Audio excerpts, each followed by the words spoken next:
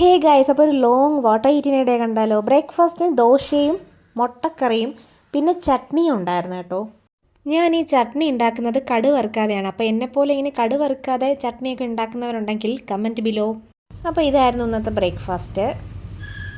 Sunday ആയതുകൊണ്ട് തന്നെ ഇന്ന് പ്രത്യേകിച്ച് പരിപാടിയൊന്നും ഇല്ലായിരുന്നു. പിന്നെ ഈ ഹൈഡ് ആൻഡ് സീക്കിൻ്റെ ഒരു ബിസ്ക്കറ്റ് ഇരുന്നു, അപ്പോൾ അതെടുത്ത് കഴിച്ചു. ഞങ്ങൾക്ക് ഇവിടെ പപ്പായ കിട്ടാറുണ്ട് കേട്ടോ. അപ്പോൾ കുറച്ച് കഴിഞ്ഞപ്പോൾ പപ്പായ ഞാൻ കഴിച്ചിട്ടുണ്ടായിരുന്നേ. ഉച്ചയായപ്പോൾ പാവയ്ക്കയുടെ ഒരു തോരനും പിന്നെ മീൻ കറിയും പിന്നെ ഫിഷ് ഫ്രൈ ഒക്കെ ഉണ്ടായിരുന്നു കേട്ടോ. അപ്പോൾ ഇതായിരുന്നു ഇന്നത്തെ ലഞ്ചായിട്ടുള്ളത്. കുറച്ച് കഴിഞ്ഞപ്പോൾ ഓറഞ്ച് എടുത്ത് കഴിച്ചിട്ടുണ്ടായിരുന്നേ.